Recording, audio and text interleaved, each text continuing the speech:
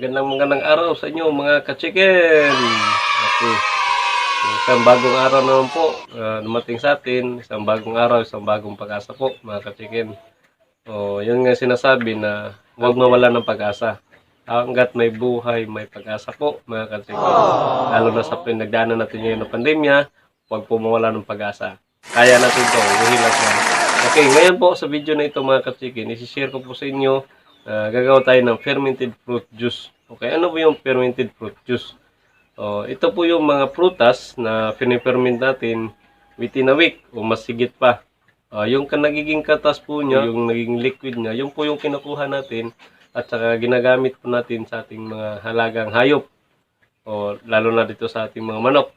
At saka mainam din po ito para sa mga halaman. Okay, ang benepisyo po ng fermented fruit juice, ito po ay pinakamainam na source ng vitamins para sa mga malusog na pangatawan ng ating mga alagang hayop. At saka para naman sa mga halaman, lalo na sa mga fruit-bearing trees, para po mas madaling mamunga at mamunga ng marami. At sa para naman po sa mga halaman na namumulaklak, mas maganda po yung bulaklak niya at mas marami.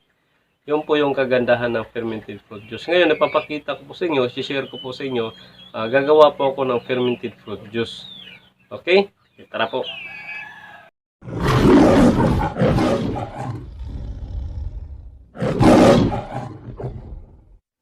Okay, ngayon mga ka-chicken, ito po yung gagamitin ko sa pag-ferment, mangga. Pwede po kayong gumamit dyan kahit anong available na nasa yung lugar. Ito po yung ginamit ko, mangga, kasi marami po dito sa amin. Mga nahulog na mangga po ito. Para hindi masayang, yung iba pinapakain ko sa aking mga alagang manok, yung iba naman, ito, piniferment ko. Pwede kayong gumamit kahit anong prutas na available sa inyong lugar, tulad ng saging, papaya, mangga, melon, pakwan, kung ano available po, basta yung mga klase na prutas na matatamis, yun po yung piliin nyo para i-ferment. Simple lang pong gawin. Kunin nyo po lang po yung laman. Ito po binabalatan ko. Pero yung sa iba, kinasama na po yung balat, pwede din po. Pero mas maganda yung tinatanggal na lang po yung balat. Okay, yan. Tingnan nyo po mabuti.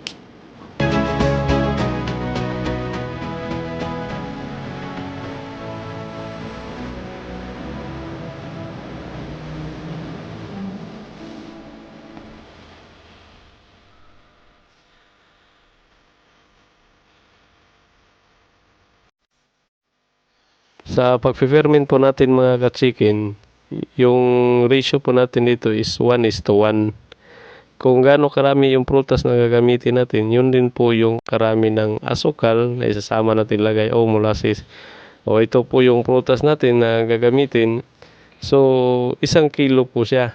So, ang gagamitin din po natin dito na asukal, yung brown sugar po mga ka-chicken o molasses. 1 kilo din po. So, ito na po sila. 1:1 yung ratio natin. Tapos i-mix natin yung brown sugar or molasses. Kung meron kayong molasses, mas maganda din po. Ito yung ginamit ko, brown sugar. Ngayon, i-mix lang po natin sila. Paghaluin lang po natin sila. Saka durog-durugin yung prutas. Tapos ma-mix ng gusto. Pagkatapos po nito, ilagay po natin sa isang garapon o ano pwede nyo mapaglagyan dyan. Sa akin, ito lang po yung available. Okay, so ito na po. Ngayon, nalagay ko na po mga ka-chicken. Tapos po nito, tatakpan po natin ng papel. Papel lang po yung gagamitin natin. Tapos lagyan natin ng, kung mayroon kayo dyang goma o kahit anong pantali po. Basta matalian lang po siya yung tinakip natin na papel mga ka-chicken. Ayan po no. Ganyan lang po. Pagkatapos po nito ay kailangan po natin sulatan kung anong pizza ginawa natin para malaman natin sa pag-harvest natin. 7 araw po, i-harvest na po natin ito. Yung iba, pang 5 araw lang, ina-harvest na nila, pwede din po yun. Pagkatapos nito, ilagay lang po natin doon sa area na hindi siya nasisikatan ng araw, yung madilim, tapos hindi siya mainit. Doon na po natin ilalagay.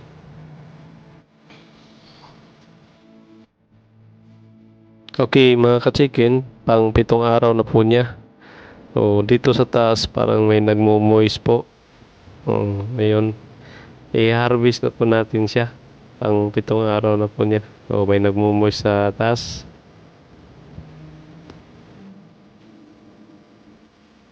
Okay, ngayon, bubuksan na po natin ito, mga ka-chicken. Kung anong nangyari na po ng ating fermented fruit juice na mangga.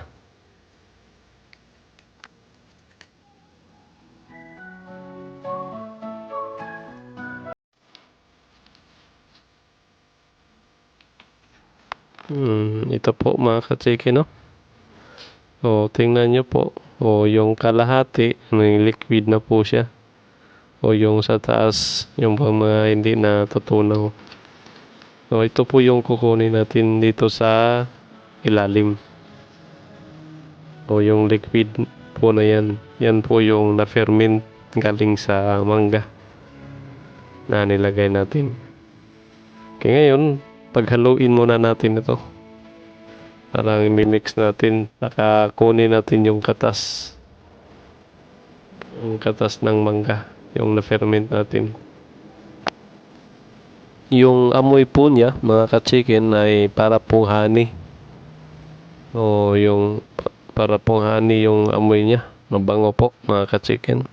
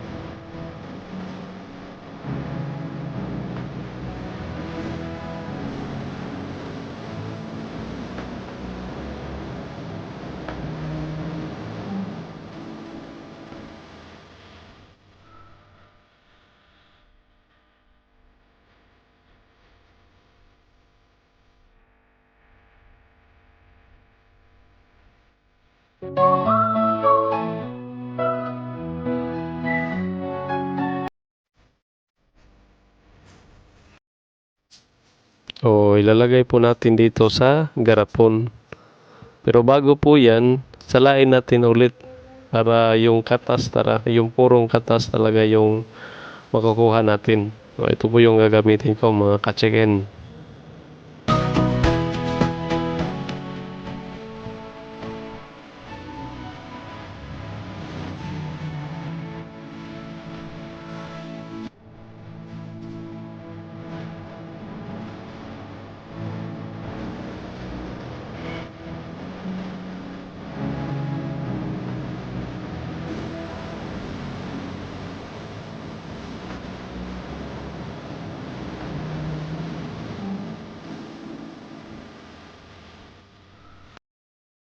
O, ito na po mga ka-chicken, yung ating fermented fruit juice na gawa sa mangga. O, ito po, may isang garapon, tagal na po na gamitan ito, mga ka-chicken. Kaya ngayon, ilalagay na po natin doon sa painuman ng ating mga manok. O, yung ratio po nito, sa 1 litrong tubig, lalagyan lang po natin ng 1 kutsarita hanggang 2 kutsarita lang po yung ilalagay natin. Ganon din po yung sa paggamit natin sa mga halaman, i-spray lang po natin. Ito po ay half gallon, so 2 litro, kaya nilagay ko po dyan ay 4 na kutsarita. So pwede din po 2 kutsarita lang, pwede na po dito. So ito ngayon, papainom na po natin sa ating mga manok. O, ayan po no, mga ka-chicken. O, napakasimple lang pong gawin ng ating fermented fruit juice. Maraming salamat po sa inyong panonood, mga ka-chicken. At sana may natutunan kayo sa mga sinishare ko sa inyo. At maraming salamat nga pala sa mga sumusuporta sa inyo, mga nasisharean ko, at sa mga nagpapasalamat na may natutunan sila. Ako po'y galak na maligaya na nakapag-share sa inyo sa aking kaalaman. Ay yung ginagawa ko lang po yung video na ito, yung mga sinishare kong video, para lang po makapag-share, para makapag-share ng aking mga idea sa paglalaga ng mga manok. Maraming salamat po sa inyo, lalo na po sa mga kababayan nating OFW, mga sir, idol. Saludo po ako sa inyo. Okay, salamat po sa pagsuporta.